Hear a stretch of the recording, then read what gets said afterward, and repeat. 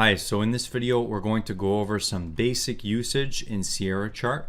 We're going to talk about connecting to data, opening a chart, saving and working with chart books, and some basic drawing tools and adding studies to charts.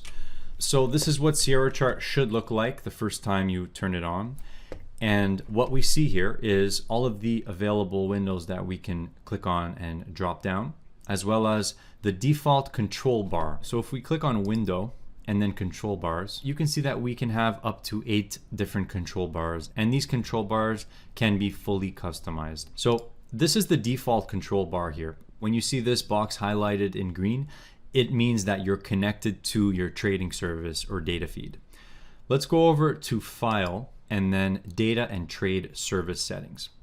This is where you're going to select your trading service to connect to. By default, you'll be connected to SC Data All Services, which is not a trading service. It's only the data that is being provided by Sierra Chart. So if we click on this to bring down the drop-down menu, these are all of the supported trading services that Sierra Chart supports. And one thing to note that is important is no matter which trading service you connect to, any data you subscribe to through Sierra Chart will be fully supported no matter which trading service you're connected to. So for the purpose of this video, let's stay connected to SC Data All Services. Remember to press Apply All and then OK. Now let's just talk briefly about connecting and disconnecting to the data feed. So I'll click on File and go down to the bottom here. Disconnect and connect to data feed. You can see that there's also shortcuts for these functions. Control and F11 at the same time will disconnect you from your data feed, and F11 on its own will reconnect you to your trading service. So let's just briefly test that out. If I do Control F11 to disconnect and then F11 to reconnect. Now let's open up a chart and we'll talk about how to navigate some of the basic functions in the chart in Sierra Chart. In the default control bar, you can see we have Find Symbol right here. We can click directly on this button and it will bring us to all of the available symbols here. Or we can go to File and then Open New Historical Chart or Open New Intraday Chart. And Find Symbol is also here as well. So let's click Find Symbol. Now in this menu right here, this is all of the supported data by Sierra Chart. So for this example, let's use a Forex chart. So we'll click on that to bring down the drop-down menu. And now we can select our currency pair in this case. So let's use Euro US dollar. Now we can open up a historical chart, which is any chart with a time frame of 1 day or higher. Any chart with a time frame of less than 1 day will categorize as an intraday chart in Sierra Chart. We can also open up a trading DOM. So let's open up an intraday chart and our symbol has loaded. Sometimes, depending on the amount of data you need to load, you'll see a message that says downloading historical data, and you just need to wait normally a few seconds for that to finish. So you can see that we have a 1-minute chart currently. Let's talk about some of the basic customization and basic things that you need to know when navigating a chart in Sierra Chart. The first menu that you need to become accustomed with is the chart settings window. How to get there is very simple. We go up to Chart, then Chart Settings. You can see we can also press F5 to get directly to this menu. I would suggest memorizing some of these basic hotkey functions so that way you can navigate the platform quicker. So this is our Chart Settings window. In this menu contains all of the basic and advanced settings that have to do with the chart that you've selected. This is where you choose the number of days to load, the tick size and price display format, volume at price multipliers, the time frame of the chart, as well as the graph draw type for this chart. There are 3 menus of advanced settings that we can cover in a later video. For example, if we wanted to change this 1-minute chart to a 15-minute chart, we could simply go right here to our intraday chart bar period and change this middle number here. As you can see, it's currently set to a 1. We can add a 5 right next to it, and now this will be a 15-minute chart. So let's hit Apply and then OK, and you can see that our chart is now a 15-minute chart. Now if we want to change the way our bars look, for example, we want candlestick bars, we go up to Chart and then Graph Draw Types and then select candlestick bars. Some of the most popular graph draw types are the open, high, low, and close bars, candlestick bars, as well as the line on close if you just need a basic line. So we'll select candlestick bars here. Now if we look up at our control bar, you can see here that there's a few buttons here that can allow us to change the time frame of this chart. So for example, if I click on 1 minute, it will switch us back to a 1 minute chart. We can click on 30 minute to switch over to a 30-minute chart. These time frame buttons on the control bar here can be customized to bring up any type of chart that is supported in Sierra Chart, including range bars, point and figure, volume and tick charts, etc. So one very good feature here that's available is the ability to switch time frames with keyboard shortcuts for any chart in your chart book. So I've already showed you that you can customize control bars with the custom time frames that you want.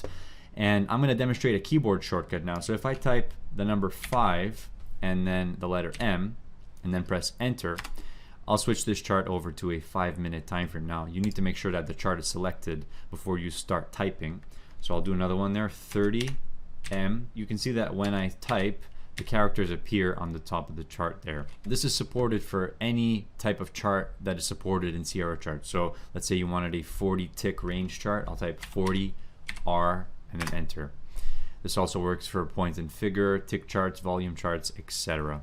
Now a few basic things in regards to the chart and the way it's displayed. Some traders, they need to organize their charts in a specific way, and oftentimes they will unattach their charts from the main Sierra Chart window. The way this is done is by going up to Window and then Detach or Attach Window. And now this chart has become separate from our main Sierra Chart window. So an example that a trader might do is they might keep their main Sierra Chart window potentially even off their main trading screen, and then they will organize their charts and DOMs in a way that is effective for screen real estate. So now that this chart is unattached, I can place it any which way I want on my screen. So let's maximize it again and talk about the bottom scale here. So if we click and drag on the bottom scale, we can either increase or decrease the number of bars that is appearing on our screen here. So if I drag to the right, I'll be increasing the number of bars that I'm showing. Now, if we right click on the price scale of our chart, we can see the scale settings for the chart that we've clicked on. Now, by default, the scale range is set to automatic, so it will adapt automatically to the price ranges that we're displaying here in the bars that we are showing. If we needed an independent or a constant range, we can also select that. We can go into the scale settings to specify even more specific settings. This is useful when you're using chart DOMs and you want them to stay at a constant range. For the charts, generally most users will prefer to keep this on automatic for charts. So now we're going to talk about saving our chart books. When we have our charts laid out on our screen, they exist in something called a chart book. So we had a chart book appear and it's called chart book 1 by default. So now to save this chart book, you go up to File and then Save As. Here we can change the name of our chart book and save it as something new. And then we click Save, and now we have our chart book saved right here. So let's say, for example, I close the chart book. It's going to ask you if you want to save any changes that were made to it. Normally you will select yes.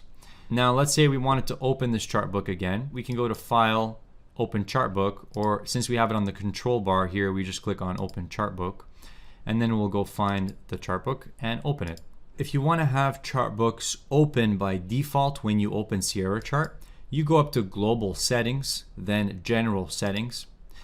Then right here where we have Files to Open on Startup, you need to add the chart book here. And when you open Sierra Chart, it will open all of the chart books that you've put in this menu in the order that you've put them in. Let's talk now about some basic drawing tools and adding studies to a chart in Sierra Chart. So we have our chart. Let's go up to Tools. Now in this menu, we can see these are the most commonly used drawing tools right here. And almost every single one of them has a shortcut already assigned to it by default.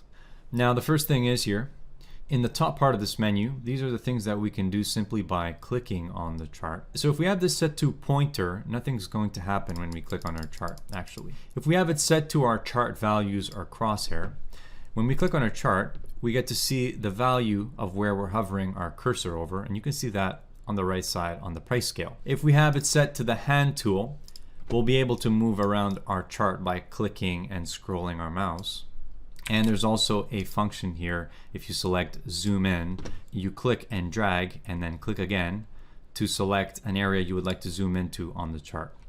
Let's talk about using basic drawing tools. I'll show you a few shortcuts that are very useful. So in the tools menu, these are all of the available drawing tools here. And there might be some more as well, but these are the important ones. So for this example, let's use a horizontal line. So we can click on the horizontal line here to bring it onto our chart, or we can use the configured shortcut, which is Alt and the number 8.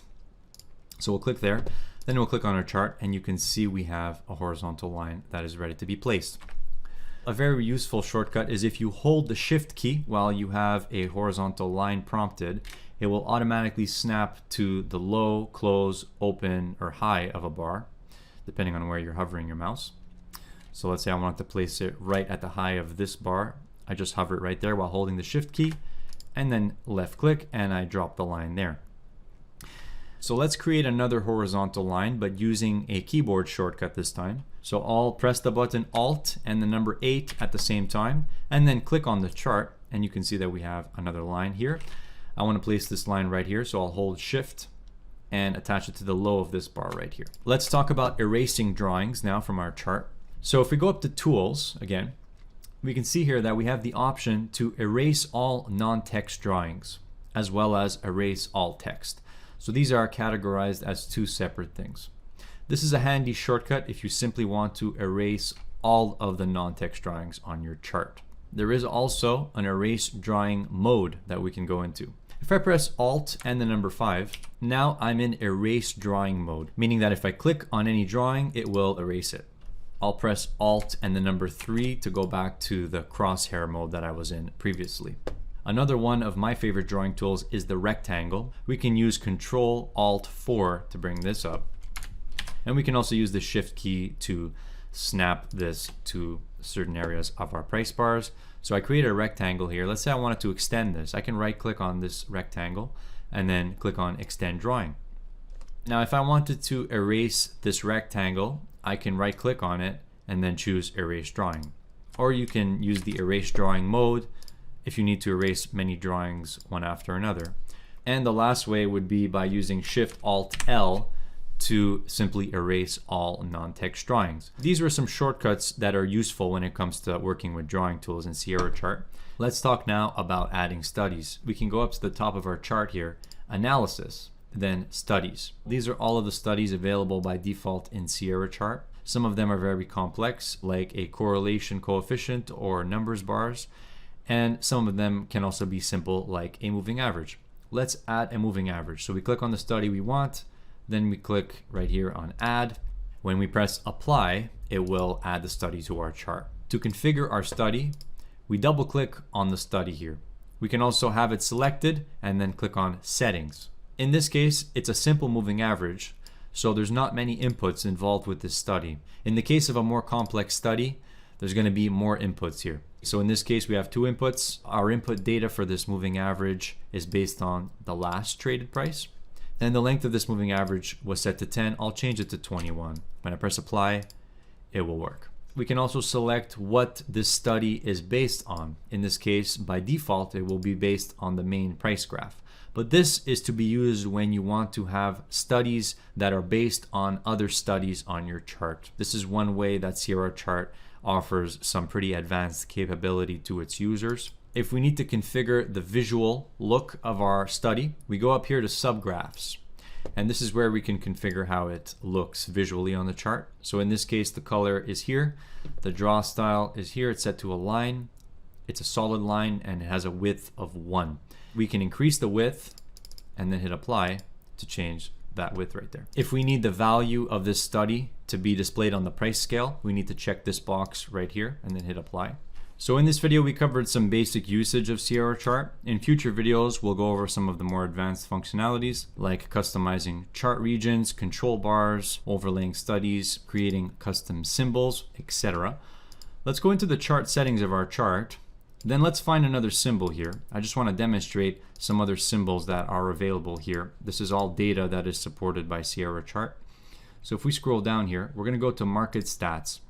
This is data about market statistics. So we have the advanced decline ratios for the various stock exchanges here. Let's go all the way down to our tick indicator. So for example, the New York Stock Exchange tick, we can load this data in here, and there we have it. All right, that's going to cover it for this video, and I'll see you in the next one. Bye.